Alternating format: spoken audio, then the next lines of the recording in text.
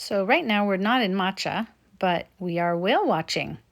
Look right above my husband's head and you can see the whale.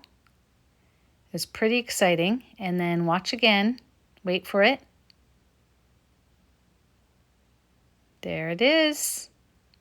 See the spout and then the whale. It's pretty cool. So our daughter decided to go out on the paddleboard because it was like glass the one day.